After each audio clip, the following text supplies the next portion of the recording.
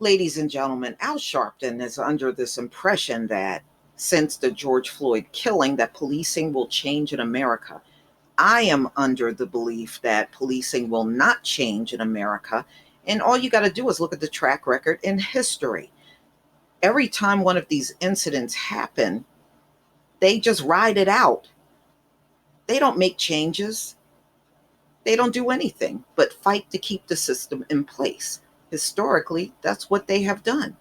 And even after the death of George Floyd and Breonna Taylor, Ahmaud Arbery, people are still getting gunned down out here. It hasn't changed. These folks like this system. They will fight you to keep it in place. And as far as change, look at how much they're complaining when you start talking about defunding the police. Look at how they just, some of them go into a damn rant. So, no, I don't believe what he said, but I'm going to let you listen to this audio from NPR.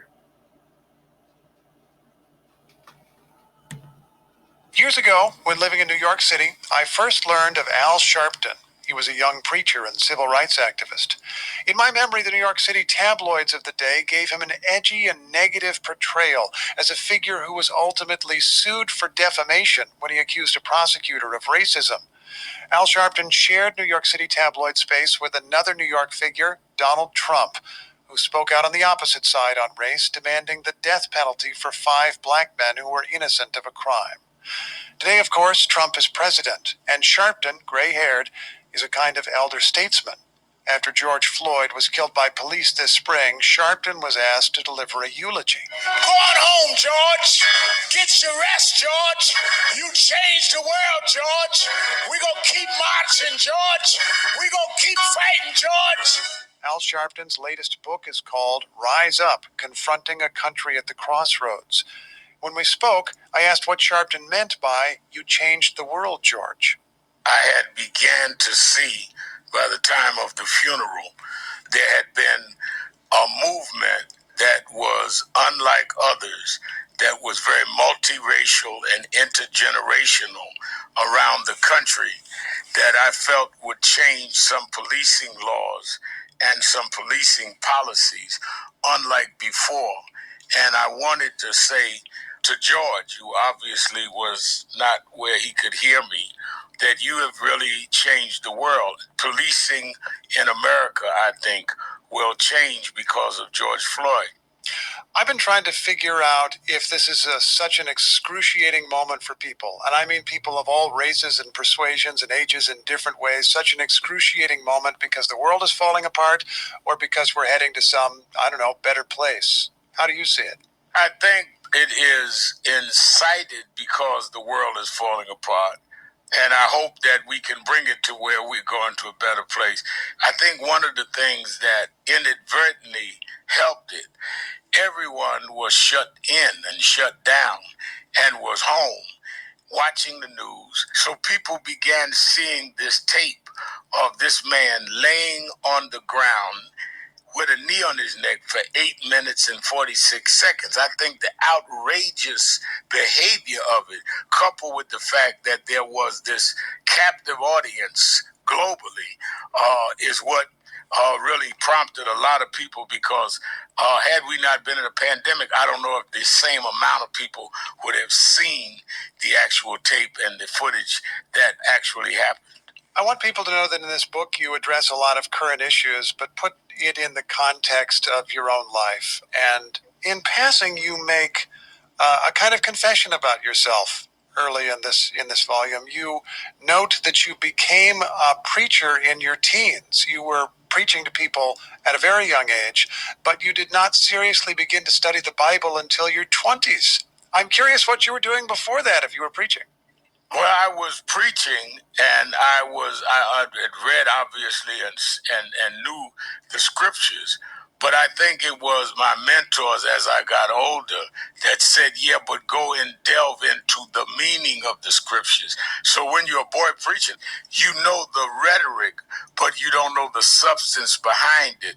And what I wanted to, after I got in my 20s, is not be just a performer, but one that was really orating and bringing to the public the substance of it. So I could accurately talk about the battle of David and Goliath, but not really going into the mishaps of David and the fact that he was an unlikely person even fighting Goliath and what Goliath represented. I think that it is very important that you have substance as well as style and not just be a show person, but be able to use your showmanship to drive something bigger than that and attract people to some context and content. You're pretty open here. You note that there was a time when people regarded you as a con man. Maybe some people still do. There was a time when you were sued for your remarks about people in a famous case in New York City in the 80s and had to pay damages. I think I hear you saying that you learned something from that time. Do you feel like you're a different person than you were then? No, I'm the same person with a different understanding and maturity because I was always sincere and passionate, but I was not as cautious and studious. As you grow in profile and age, you also have to be cautious that you're going to be scrutinized. If you're really passionate about what you're fighting for, you want to do things to solve it, not just express or vent your feelings. Can I ask about one other thing, Reverend Sharpton, that grows out of your eulogy for George Floyd? You said at one point in that eloquent eulogy, God always uses unlikely people to work his will. But when I heard you say that, I thought of white evangelicals who will often use that same sentence or something like it about President Trump. They will say, you may not like this man, he may even be a terrible person, but God uses unlikely people and he's working in a certain way. What do you think about when you hear people say that about President Trump?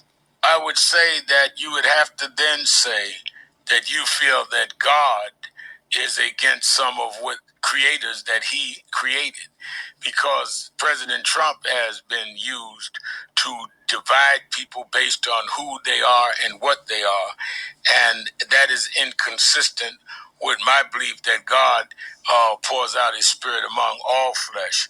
And I feel that it is important that we understand that that is, to me, not the use of God. What I said with George Floyd is no one, if you were casting characters at a movie in Hollywood, you would not choose a George Floyd as the character that could change the country to having this serious dialogue around policing. But he became that symbol. And all throughout the Bible, whether it was David, who was, even his father didn't see much promise in him, whether it was any of the characters in the Bible, and many times in history, it's people that didn't have what we consider the proper or well-groomed background that were the ones that changed the world. Reverend Al Sharpton's new book is called Rise Up, Confronting a Country at the Crossroads. Pleasure talking with you. Thanks so much. Pleasure's mine. Thank you. Well, I think George Floyd, the one thing his death did do, it exposed a lot of the dirt that's done that we never seen before, like the knee on the neck and the knee on the chest and the knee on the back. You know, I believe those things have been going on all along. We just got exposed to it. And the power of social media has exposed many things that these cops have done and continue to do. So, ladies and gentlemen, as much as I don't care for Al Sharpton, I thought this was definitely one of those things I wanted to look at, because I don't agree that one person's death in the community is going to change policing altogether. We have never seen that from the slave catching days all the way to now. So I don't agree with him. We haven't seen those changes. Those changes have not been rapid at all. And the protests continue in the country because those changes are just too slow, you know. And I don't expect a people that rose violently to the top to do anything to their policing. You would have to be crazy to believe that. Please leave your comment and subscribe. Don't forget to hit on the notification bell, and I'll see you on the next video. Peace, family.